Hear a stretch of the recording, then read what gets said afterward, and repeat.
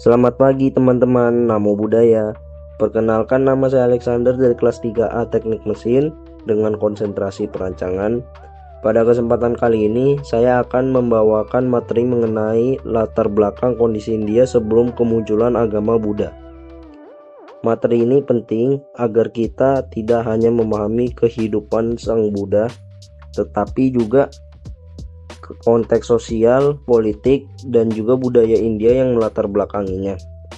Dengan memahami akar sejarah ini, kita akan lebih mudah memahami ajaran-ajaran Buddhisme awal. Yang pertama, suku Dravida dan juga Arya. Sebelum kedatangan bangsa Arya, India sudah dihuni oleh bangsa Dravida, di mana suku Dravida sendiri dikenal dengan ciri fisik berkulit gelap, rambut ikal, dan tubuh relatif pendek. Mereka mendiami wilayah lembah Sungai Indus dan juga sekitarnya. Secara sosial, bangsa Dravida sudah mengenal kehidupan menetap, bercocok tanam, dan juga sistem kota yang teratur. Bukti arkeologis dari kota Mohenjo-daro dan juga Harappa menunjukkan adanya saluran air, rumah bertingkat, dan juga tata kota yang rapi. Lalu dalam bidang kebudayaan, Dravida sendiri sudah mengenal seni ukir, patung, serta sistem tulisan piktograf. Mereka juga memiliki tradisi keagamaan yang menghormati kesuburan, ibu bumi, dan kekuatan alam. Namun secara politik mereka belum mengenal kerajaan besar.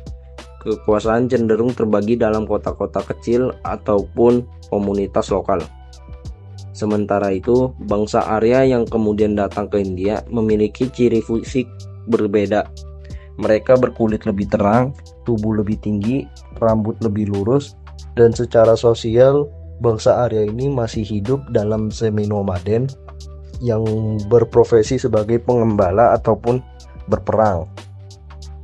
Budaya bangsa Arya sendiri sangat dipengaruhi oleh kitab suci Weda yang berisi himne, doa, dan aturan ritual.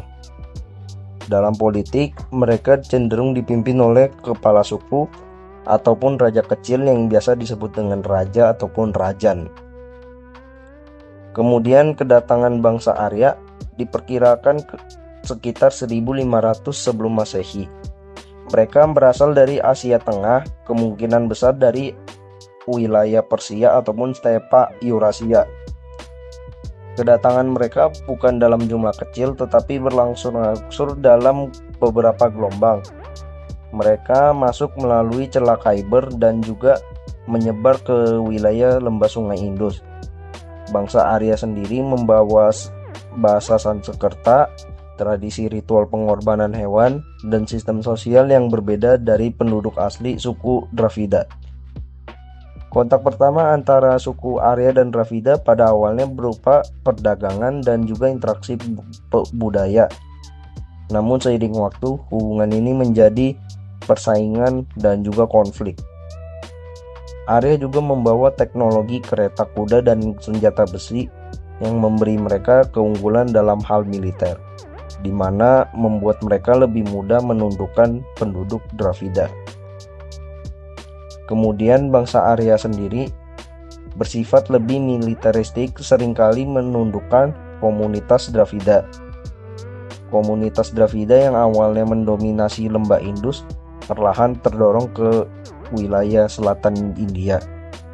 Perseteruan ini tidak hanya soal wilayah, tetapi juga benturan budaya. Bangsa Arya menganggap dirinya lebih penting ataupun lebih tinggi karena memiliki tradisi Weda, sedangkan Dravida dianggap lebih rendah.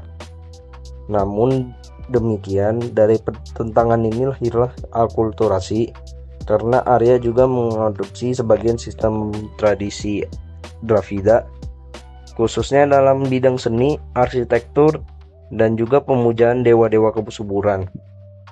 Rig Veda bahkan menyebut istilah dasa ataupun dasyu yang berarti musuh untuk menyebut orang Dravida. Hal ini menunjukkan konflik budaya ini dan juga ideologinya cukup tajam. Meski begitu, kehidupan sehari-hari tidak ada sedikit percampuran antar bangsa yang menghasilkan perpaduan budaya baru. Salah satu dampak besar dari pertemuan bangsa Arya dan Dravida adalah munculnya sistem kasta. Bangsa Arya berusaha menjaga kemurnian ras dan budayanya dengan membagi masyarakat ke dalam kelompok-kelompok sosial yang disebut sebagai varna. 4 varna utama adalah Brahmana, yaitu pendeta atau rohaniawan yang bertugas memimpin upacara keagamaan. Kemudian Ksatria, yaitu golongan prajurit ataupun raja yang bertugas melindungi rakyat. Kemudian ada Waisya sebagai pedagang ataupun petani, dan ada Sudra sebagai golongan pekerja kasar yang berasal dari bangsa Dravida. Di luar sistem ini ada juga kelompok paria ataupun yang tidak tersentuh yang dianggap paling rendah.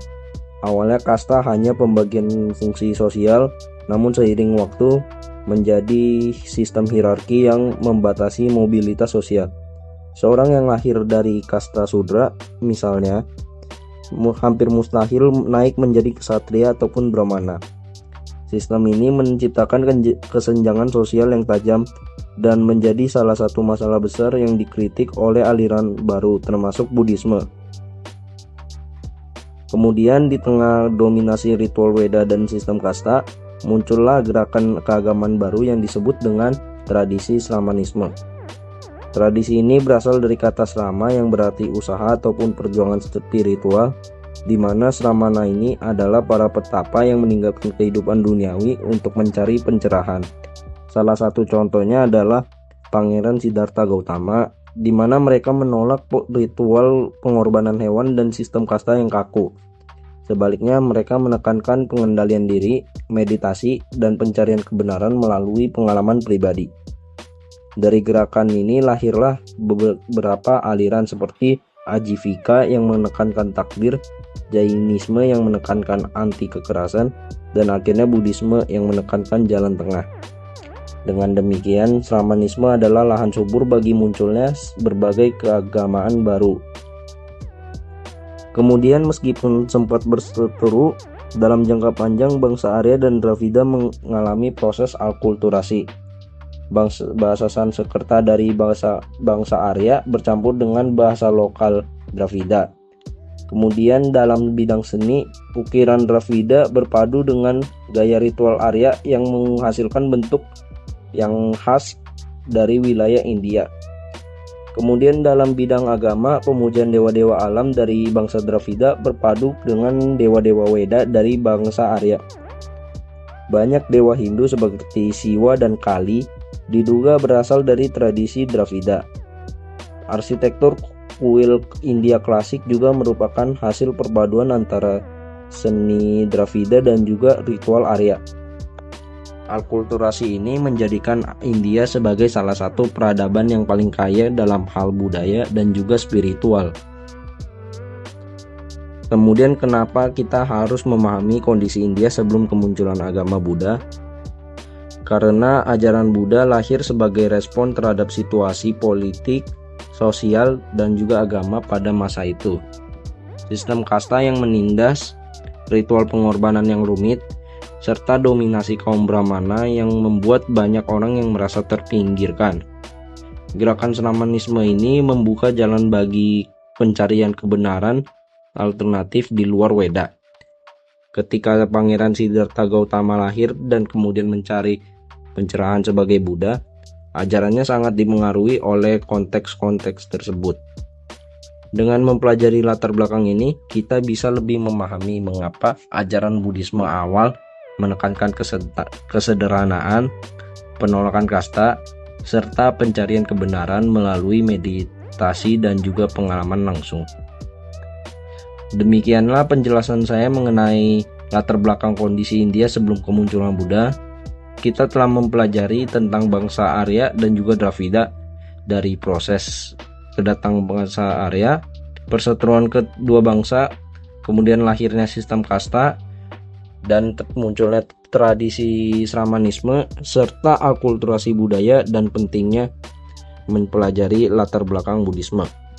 Pelajaran yang bisa kita ambil